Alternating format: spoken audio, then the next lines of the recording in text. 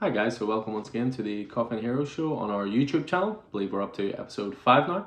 First, want to say a thanks to everybody who's tuned in and subscribed and seems to be digging what we're doing here. So we're happy to keep them coming as long as you keep watching them. So we'll just jump in now with some news on the store very quickly. We're talking here on June the 19th. We are reopening, for anybody who doesn't know, on June 22nd, which is this coming Monday. So there's going to be a few social distancing and a few things in place to just make sure that everybody feels safe and comfortable in the store. We're obviously taking precautions where we can. We're adhering to all of the guidelines. So just so you know, for us reopening, there will be a maximum of 4 in the store at any one time. We have measured the store out in terms of 2-meter distancing. We've got hand sanitizer by the door. We've got single-use gloves by the door, even if you want to use those while you're flicking through things. We have cleaned the store top to bottom. It is as clean as it's ever been. We were always good at keeping it clean anyway, but we just went that extra step or two. So the floor is all marked out. So just be mindful when you're in there of anybody close to you. This will be a learning process for us as well. You know, we're as inexperienced as this as anybody. So when we reopen, we don't know whether to expect 30 people to walk through the door or 2 people to walk through the door. You know, we've built up certainly a loyal following, and you know, people are looking forward to the store being open, but people have always come at different times, so it might not even be something we have to enforce that much, but it may reach a point where, you know, either myself or Vicky has to sit outside and, you know, maybe limit the entrance to 4 and that kind of thing. So just please be patient with us, guys, and work with us as we, you know, get going again. You know, we're really excited to get started again. We wish we could pile 50 people into the store, but that's just not going to happen. So just, as I say, just please be patient with us as we sort of work out the kinks of it all ourselves as well, you know. All teas and coffees are going to have to be takeaway. We have marked out some areas where if people want to hang out a little bit, that kind of thing, but you know, we have to be fair, so we can't just have, you know, people sitting there for 2, 3, 4 hours and people having to queue outside. So again, just work with us on this as best as possible. We're all excited to see you guys again and catch up, and you know, hopefully see that everyone's been safe and well. So but yeah, the store is ready to go. We've just a little tiny bit of cleaning to do, one final push to do a really last minute deep clean. We have new sections set out in the store. We have the gaming section is coming soon. It's set up and ready to go, but again, that's the kind of thing that in the long term we think will draw crowds and, you know, people play multiplayer games and that kind of thing. That's not something we can guarantee for the moment, so we won't be rolling with that as soon as we open the doors, but hopefully we can, you know, get that going sooner rather than later. As I say, there's new sections everywhere, compendium, omnibus sections, you've got a new reduced section, you've got starting point sections, so we'll be there. You know, any advice we can offer, any guidance we can give, of course we'll give it, but we hope the store is marked out in a much cleaner, easier to navigate way. We would ask that you follow a one-way system just when you're going through the comic bays.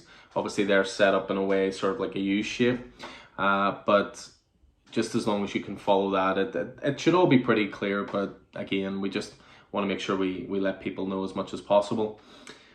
We reopen on the Monday. There will be a delivery on the Tuesday for new releases for the Wednesday. You know, Diamond are doing our delivery for us back to normal.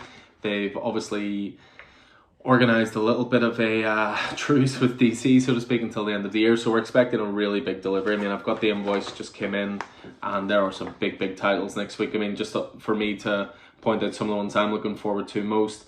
You know, you've got Batman 93 coming in, you know, tons of the variants coming in for that as well. Matina's doing, looking forward to that. We've got Batman Smile Killer, which is the one shot following Joker Killer Smile. You know, the Catwoman 80th anniversary is finally being released. That one gets slightly delayed from before. We've got Volume 3 of Chip Zdarsky's Daredevil coming in. We're big fans of that. There's a small title here, Dark Knight's Death Metal. Yeah, that's coming next week. We've got Deadly Class Volume 9 coming. Die is coming back, number 11. We've got Empire starting off with Empire Avengers 0. We've got Farmhand Volume 3. We've got Flash finally coming to this side of the world. It's a few issues behind at the moment. We've got the Green Lantern 80th Anniversary Special coming in. Harley Quinn Birds of Prey number 2, that Black Label title that's been selling well, coming in.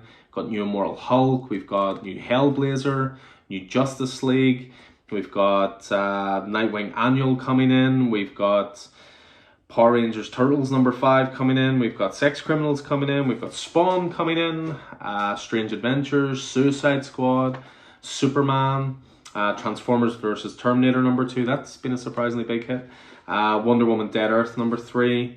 There's a title here not a lot of people might know about called Wind, which is one James Tynion is releasing through Boom. It's actually been Boom's most heavily ordered title ever. And they only announced it 3 weeks ago. They essentially did a surprise release, so to speak. So as you can see, it is very DC heavy and quite indie heavy. Marvel are still slowly dipping their toe in. I should say that, talking about the Marvel stuff, there is a small title called Thor #5 coming, which very much looking forward to. So yeah, tons of great stuff coming there. The racks at the moment in the store, certainly for the Monday and the Tuesday, they're displaying the new releases racks. They're displaying the titles that have all come out in the last 6 to 8 weeks. So just in case you missed anything, definitely check that out. It's set up in its normal way, DC, Marvel, Indie. We've tried to put things together, so if there's 2 issues in a row, that kind of thing, again, making it easy as possible for people. So yeah, along with that delivery next week as well, we're going to be getting the previews book. So we're starting to go back to some sort of normality, certainly within the comic industry now.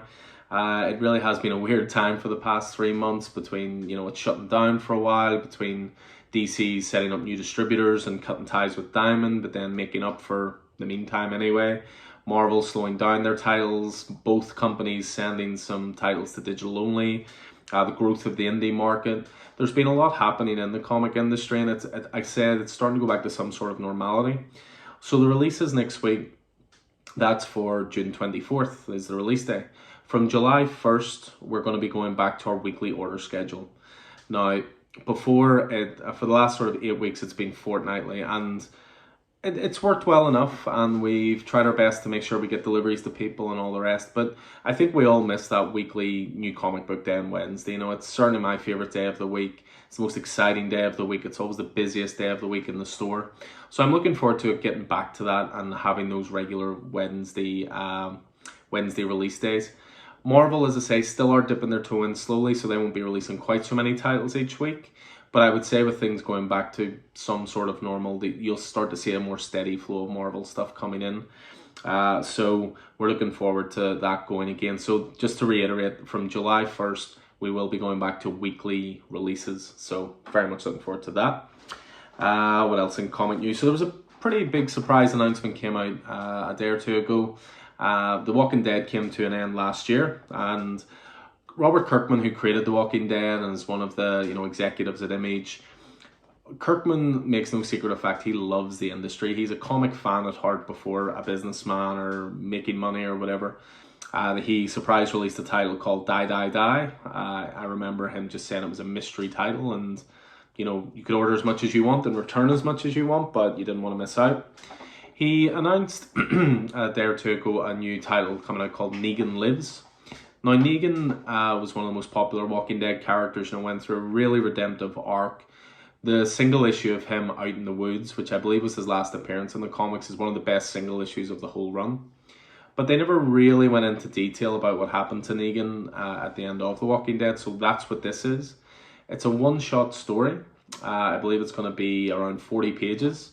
And it just got added to our orders. It's something that Kirkman's trying to do to try and regenerate interest in the comic stores, help stores after the pandemic and so forth. So we've ordered extra copies of that as well on top of that. So if it's something that interests you, please get in touch. This is going to be quite limited. They did the same thing with Walking Dead, the Alien, for local comic store day, and it became a little tricky to get a hold of it. We have ordered a good size amount of copies, but please, if it's something you're interested in, do get in touch with us, because I think that one's going to sell really fast. So what else have we got just to chat about? So DC announced this thing a couple of days ago on the 16th of June that they're essentially going to be doing a Comic-Con style event but online. It's going to be called DC Fandom, and I believe it's going to be a 24-hour long event that's going to be held on August 22nd. So you'll be able to log into a website that they'll set up, and you'll see tons of announcements on comics, tons of announcements on TV shows, on movies, figures, all sorts of stuff. But it's a way of bringing the community together. Obviously, we can't, do it in person at the moment, unfortunately, with the way the world is. But this is a really cool sounding event. I mean, it has my interest simply because they're going to be showing some stuff from the Schneider Cut, but I won't go into any more detail other than to say there was a short teaser trailer, some new Wonder Woman / Darkseid footage, which is worth checking out on YouTube if you haven't seen it. But there's also going to be interviews from the cast and creators of stuff such as Wonder Woman 84, the Batman, the Matt Reeves upcoming one, the Suicide Squad, James Gunn's new take on that, stuff from Black Adam. So there's going to be tons of stuff there for people to see. There's rumours of a reveal for the next Arkham game, which we've all been waiting for a long time. So there's a lot of stuff to look forward to, and that's going to be August 22nd. It's still a couple of months away yet. We'll try and remind you about that coming soon, but I just thought that sounded really, really cool, and I wouldn't be surprised if Marvel follows suit. The Marvel Cinematic Universe, maybe there'll be a few announcements for what's coming with it, maybe some Eternals footage, some stuff from upcoming sequels, announcements, Captain Marvel 2, what they're going to continue on with, all that kind of stuff, new Ant-Man movie, etc., etc. So DC have confirmed their event, but don't be surprised if Marvel's not far behind, I would imagine. Speaking of DC, there was the sad news of the passing of Denny ONeil. I don't think it's possible to understate just how important Denny ONeil was to the comic industry. The comics used to always be something that just appealed to kids and that was it. And Denny ONeil was one of the driving forces behind changing that and tailoring titles towards an older audience. His partnership, especially with Neil Adams, a revered artist, is exceptional. Their output was aimed at a more mature audience. It was able to tackle social issues. And they also moved Batman away from the sort of psychedelic, fun, campy 60s character into the Dark Knight globe-trotting detective with their work in the 70s. Just looking at some of his most important stuff here, they did a massive run on Green Lantern, Green Arrow. They tackled things such as drug abuse when Speedy, Green Arrow's ward, was revealed to be a drug addict. They, as I say, did tons of stuff in Batman. They created Ra's al Ghul, or Ra's al Ghul, as Neil Adams will tell you. The other big thing they did as well was Superman versus Muhammad Ali, which I know Neil Adams has said that was his favourite collaboration between the two.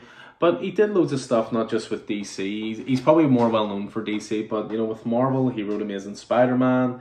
He wrote Doctor Strange. He wrote Iron Man. He did finish his career pretty much at DC, and I believe he became like one of their chief editors as well. As I say, it's not.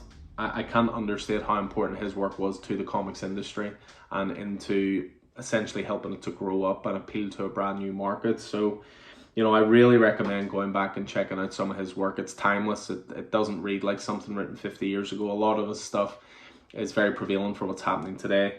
He wrote The Question as well. He was co-creator on that. So, highly, highly recommend Denny ONeil's stuff, and he will be missed. He was an absolute titan of the industry. On to some slightly happier news. We have Free Comic Book Day. So Free Comic Book Day is always set up to be the first Saturday in May. Obviously that did not happen this year. So what they're doing now is a Free Comic Book Day, a series of Free Comic Book Day releases from July through to September. So for those who are interested, a lot of times what they do with Free Comic Book Day is they will set up what they're going to be doing for their future titles. So certainly with Marvel this year, it was going to be an X-Men one-shot and a Spider-Man Venom one-shot, and they were both going to set up events that are on the way. With DC, although I think this will change, DC had one called Generation 1, but it seemed to be something that Dan DiDio, who used to be the head of DC, was spearheading, but since he left by mutual consent, I think they're reevaluating what they're doing. Certainly Death Metal has grown to be something a lot bigger than it was, and I have a feeling Schneider will sort of spearhead the direction of DC, the expanded DC universe is going on. But as I say, what they're going to be doing is they're going to be releasing titles every week for sort of an 8-week period. July 15th, you've got Power Rangers, X-Men, Asterix, that kind of stuff. July 22nd, Spider-Man Venom, Horizon Zero Dawn Zero. In July 29th, you have Batman Overdrive, you have The Boys. So yeah, there's going to be stuff released every single week. So when we get that stock in, we'll have that out on display on the new comic book day. With the free comic book day stuff, we can't really hold things. It's designed to be a first come first served type event. So we will sort of show the titles that will be there available with any purchase every single week. We will display those. We will keep people informed through social media and so forth. But just do your best to get to the store when the titles that you're interested in are released. Because I know, for example, with that X-Men one and that Spider-Man one, they'll be turning up on eBay for £30-40, in a month's time or a month after it's released. And that's one of my real banes of the industry is people use it. An event that's designed to encourage new readers and bring new people to the fore, they use it as a way to make money. And that really grinds on me, to be honest. So there will be more news coming up about the free comic book day stuff, but that's going to be sort of July onwards anyway for people to keep an eye on, especially those two big events. I'm curious to see what DC do if they re-solicit something new, but again, we'll keep you informed. A couple other bits and pieces just to chat through quickly with movies and TV shows and so forth. PlayStation 5 had their event. They released a lot of footage. I'll be honest, I wasn't massively blown away, but I was the same with the Xbox one. I think it's really easy to show tons of cutscenes and things that look great. I'd rather see gameplay and what it is you're going to be paying for. But no doubt the biggest one for certain people of our love of comics, people who are interested in our industry, would be the Miles Morales Spider-Man game. Now, Insomniac have come out and said that this is not an expansion pack, this is a brand new game. So I'll be curious to see how well it does. I mean, Spider-Man was critically acclaimed, it sold well. I personally haven't played through it because reasons, but I will get to it at some point. So yeah, Miles Morales looks like a big one. On the slightly more negative side of news, I know a game that a lot of guys who come to the store looking forward to is Cyberpunk. It's been delayed again. It's turning into Guns N' Roses Chinese Democracy at this point. I'm starting to wonder if it'll ever be released. But it's something to look forward to, but yeah, just release it, please. Another thing that actually popped up, it only popped up yesterday, but something looked really cool I thought was worth directing you guys to, was there's a new Netflix show coming out soon called Cursed. It's actually based on a book by Thomas Wheeler and a book that Frank Miller did illustrations for. So I believe they're executive producing this series. So it's a retelling of the Arthurian legend, and it's going to be an original Netflix series starring 13 Reasons Why star Catherine Langford. So it's due for release sometime really, really soon, actually. July 17th. Check out the trailer. I must say, I was pretty impressed by how it looks. It definitely has that Witcher type sort of feeling to it. Looked pretty cool. They actually keep Frank Miller's name away from it in terms of their advertising. I'll leave that up to you to decide whether that's a good thing or a bad thing. But yeah, check it out. Curse the trailer. I was pretty impressed with it. Another bit of news which is quite interesting and sort of shows how superheroes are expanding came through Spotify. And Spotify have announced a deal that will see superheroes and villains from DC Comics star in narrative podcasts for the platform. So this is something Marvel trialed out a little while ago. They did a podcast called Wolverine: The Long Night. I believe it was written by Benjamin Percy, and they serialized it in a podcast form. So you think of how audiobooks are, that kind of thing. That was a completely original story, and then they actually released it into comic form. I know Vicky collected it, said she was pretty impressed with it. So this was something quite interesting. I thought they've essentially got the rights to the complete roster from DC. The multi-year deal is believed to be worth $100 million. That's a lot of coin. But it'll be interesting to see what they come up with that. It's anything that expands the universe, or they're trying new things. I'm all in favor of.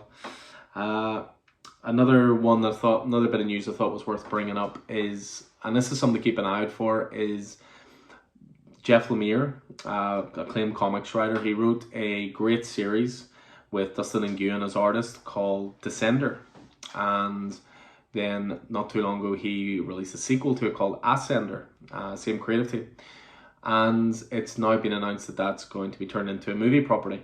I can't recommend these series enough. They are absolutely wonderful. Descender's all about how robots essentially were outlawed. Artificial intelligence was outlawed and hunted, and it was all about what it means to be human.